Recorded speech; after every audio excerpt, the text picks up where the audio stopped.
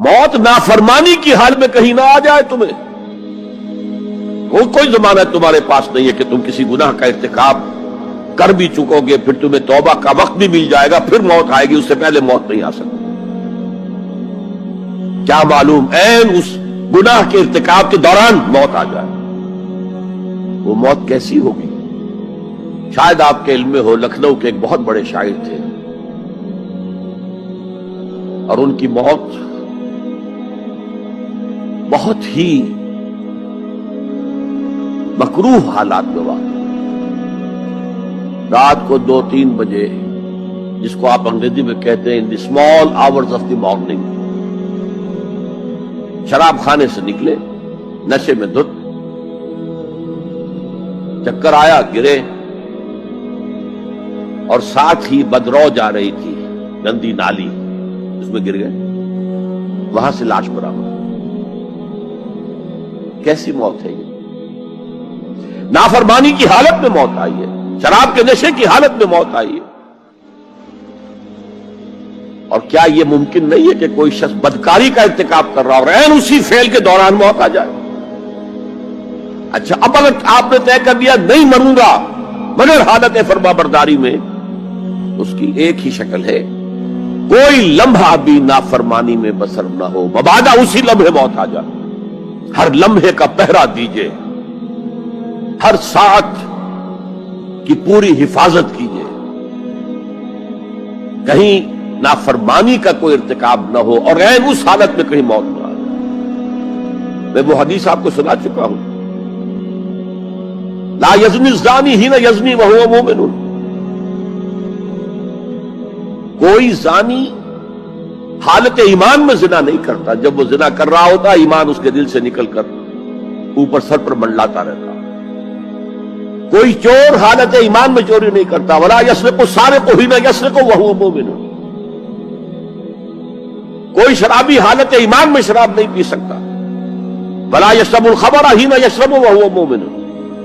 اگر ایمان بھی ہو دل میں اور یہ حرکات بھی ہو رہی ہو تو وہ ایمان 2 پیسے کا نہیں, 2 ٹکے کا نہیں. کیا اس ایمان کی قیمت ہے؟ کیا قدر و قیمت ہے اس کی؟ اب اگر عین اسی حالت کے اندر موت آ گئی تو یہ تو خلوع ایمان ہے, ایمان کا خالی ہو جانا ہے. یہ ہے وہ بات جو کہی گئی. اب یہ اسلام اور تقوی, ان دونوں کو یہاں نوٹ کر لیجئے. یا ایھا الذین آمنوا اتقوا اللہ حق تقاتہ ولا تموتن الا وانتم مسلمون. اے ایمان کے دعوے دارو, اللہ کا تقوی اختیار کرو جتنا کہ اس کے تقوی کا حق ہے, اور دیکھنا موت نہ آنے پائے مگر فرما برداری کی حالت. اب یہ اینٹیں اگر پختہ ہو گئی ہیں, ہم نے جہاد کے مختلف مراحل ان پر غور کیا تھا. پہلا مرحلہ کیا تھا؟ نفس امارہ کے خلاف جہاد, شیطان اور اس کی ذریت سلبی و مانوی کے خلاف جہاد, بگڑے ہوئے معاشرے کے جو پریشرز ہیں ان کے خلاف جہاد. یہ 3 جہاد کر کے کما حقہ فرض کیجئے کہ اب آپ تقوی اور فرما برداری کی روش پر راسخ ہو گئے, قائم ہو گئے. اب اگلا قدم کیا ہے؟ اب ان اینٹوں سے فصیل بنانی ہے. اینٹیں تو مضبوط ہو گئی, پوری طرح پٹ گئی, پختہ ہو گئی. وہ جو اقبال کہتا ہے کہ خام ہے جب تک تو ہے مٹی کا ایک انبار تو, اور پختہ ہو جائے تو ہے شمشیر بے زنہار تو. اور جس سے اکبر اللہ آبادی نے بھی کہا ہے, اس سے بھی بہتر انداز میں کہا ہے, تو خاک میں مل اور آگ میں جل, جب خشت بنے تب کام چلے. ان خام دلوں کے عنصر پر بنیاد نہ رکھ, تعمیر نہ کر. اگر ساحل سمندر سے ریت لے کے گولا بنا لیں, وہ نم تو ہوتی ہے ریت, گولا بن جائے گا, لیکن اسے شیشے پر بھی ماریں گے, شیشہ کھڑا رہے گا, ریت بکھر جائے گی. اسی گولے کو ذرا بھٹی میں ڈال کے پکا لو, روڑا بنا لو, تو خاک میں مل اور آگ میں جل, جب خشت بنے, جب اینٹ بنو گے تب کام چلے. اب اگر اسے مارو گے تو کوئی نتیجہ تو برآمد ہوگا کہ نہیں. تو یہ پختہ افراد کی شخصیت کو پختہ کرنا. جو ہے کہ اجتماعی اس کو نظر انداز کرتی ہے، جیسا کہ میں نے عرض کیا تھا، پہلی منزل تعمیر نہیں کی، دوسری کے اوپر چڑھانا ہو گئے، دوسری ہے نہیں، تیسری جو ہے وہ ہوا کے اندر اس کی تعمیر ہو رہی ہے۔ ہماری بہت سی ناکامیوں کا اصل سبب یہ ہے۔ حضور نے پہلے افراد کو تیار کیا ہے، افراد کے ہاتھوں میں ہے اقوام کی تقدیر، ہر فرد ہے ملت کے مقدر کا ستارہ، اور ہر حیث اجتماعی یا کوئی تنظیم ہو، کوئی جماعت ہو جو اسلام کی سربلندی کے لیے کام کرنا چاہیے، اسے سب سے پہلے پختہ کردار والے افراد تیار کرنے ہوں گے۔ یا ایھا الذین آمنوا اتقوا اللہ حق تقاتہ ولا تموتن الا وانتم مسلمون۔ اب دوسرا نقطہ کیا ہے؟ ان کو جوڑنا ہے، اب اینٹوں کو جوڑنا ہے۔ And for that you need a cement substance۔ پچھلے زمانے میں چونا وغیرہ ہوتا تھا، چونے سے جوڑا جاتا تھا، آج کل سیمنٹ ہے۔ اگر یہ سیمنٹ سبسٹنس مضبوط ہے تو یہ فصیل اور دیوار مضبوط ہے، اگر یہ نہیں ہے تو چاہے اینٹیں پختہ ہو تب بھی سیلاب کا ریلا آئے گا، بہا کے لے جائے گا۔ اینٹوں کی پختگی کے ساتھ ساتھ ان کو جوڑنے والا مورٹر جو ہے اس کو بھی مضبوط ہونا چاہیے۔ اس لیے دوسرا نقطہ، یہ سہ نکاتی لائحہ عمل، 3 نکاتی لائحہ عمل۔ پہلا تقوی اختیار کرو اور اللہ تعالیٰ کی پوری فرما برداری اختیار کرو، کوئی لمحہ تمہارا نافرمانی میں نہ گزرے۔ اب واعتصموا بحبل اللہ جمیعا ولا تفرقوا، چمٹ جاؤ اللہ کی رسی کے ساتھ مل جل کر اور تفرقے میں نہ پڑو۔ اعتصام عصمت سے بنا، عصمت حفاظت کو کہتے ہیں۔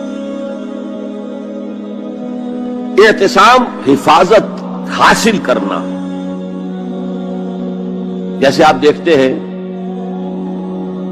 کہ کسی بچے کو اگر کوئی خوف لاحق ہو جائے، کوئی ڈرائے، وہ آئے گا، دوڑے گا ماں کی گود میں آ کر ماں سے چمٹ جائے گا۔ وہ یہ سمجھتا ہے اپنے چھوٹے سے ذہن کے مطابق میں قلعے میں آ گیا ہوں۔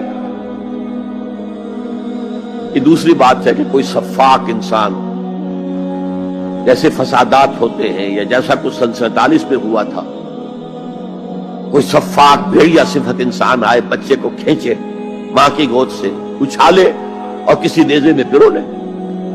لیکن بچہ یہ سمجھتا ہے کہ میں آ گیا ہوں، پناہ میں آ گیا ہوں، قلعے میں آ گیا ہوں۔ تو یہ ہے اعتصام۔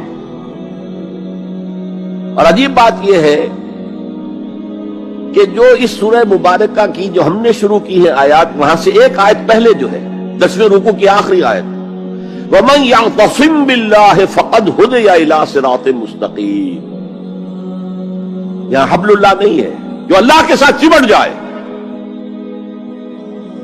تو اس کی ہدایت تو ہو گئی صراط مستقیم کی طرف، اللہ سے جڑ جاؤ۔ سورہ حج کی آخری آیت کے بھی آخری الفاظ یہی ہے، وَاعْتَصِمُوا بِاللَّهِ فَأَقِیمُوا الصَّلَاةَ وَآتُوا الزَّکَاةَ وَاعْتَصِمُوا بِاللَّهِ۔ وہ تمہارا پشت بنا ہے، وہ مولاکم ونعم المولا ونعم النصیر، کیا ہی اچھا ہے وہ مولا، پشت پنا، مددگار، حمایتی، کیا ہی اچھا ہے وہ مدد کرنے والا۔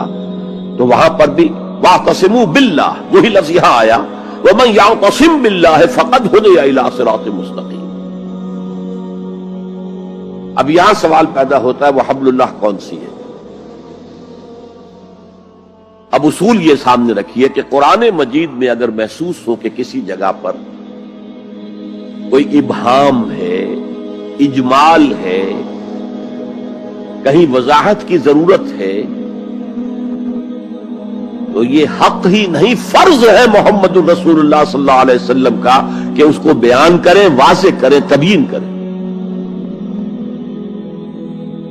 انزلنا الیک الذکر لتبین للناس ما نزل الیہم۔ اے نبی، ہم نے آپ کی طرف یہ ذکر اس لیے نازل کیا ہے کہ آپ لوگوں کے لیے واضح کریں وہ شے جو ان کے لیے نازل کی گئی، ان کی طرف بھیجی گئی۔ آج ایک عظیم ترین فتنہ ہمارے ہاں جو ہے وہ انکار حدیث کا ہے۔ وہ گویا کہ حضور کو یہ حق ہی دینے کو تیار نہیں۔ کہ قرآن مجید کی آیات کی توضیح کریں، تبیین کریں، جہاں کہیں کوئی سوال پیدا ہو اس کا جواب دیں.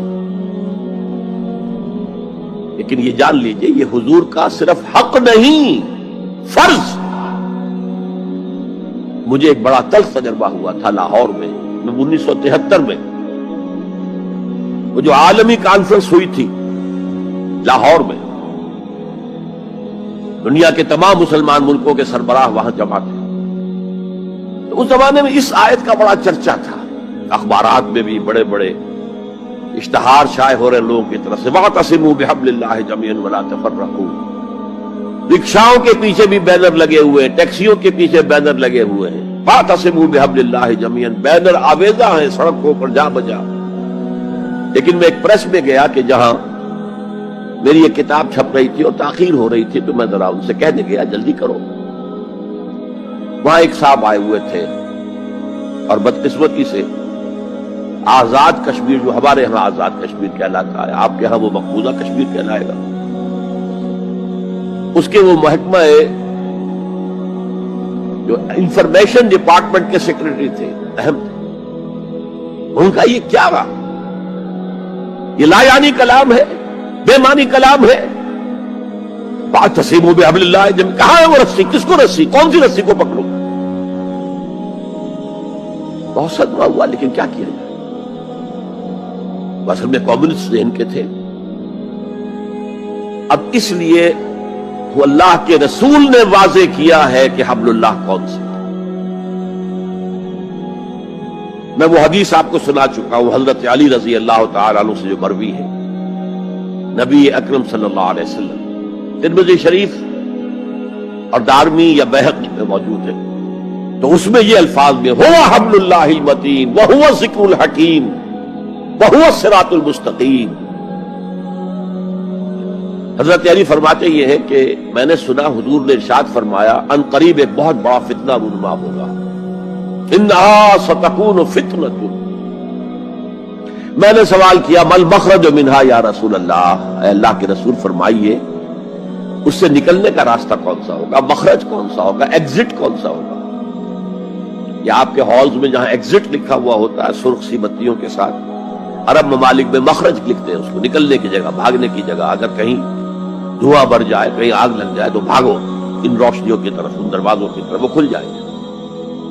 تو جب حضور نے فرمایا کہ انہا ستکون فتنۃ، تو حضرت علی کہتے میں نے پوچھا بل مخرج منہا یا رسول اللہ، فرمایا کتاب اللہ. فتنوں سے بچانے والی اور فتنوں سے نکالنے والی شے صرف کتاب اللہ. فیہ خبر ما قبلکم ونبأ ما بعدکم وحکم ما بینکم. اس میں تم سے پہلے جو اقوام تھی ان کی خبریں موجود ہیں، تمہارے بعد آنے والی جو چیزیں ہیں ان واقعات کا تذکرہ موجود ہے، اور تمہارے درمیان جو اختلافات بھی رونما ہو سکتے ہیں ان سب کا حل موجود ہے.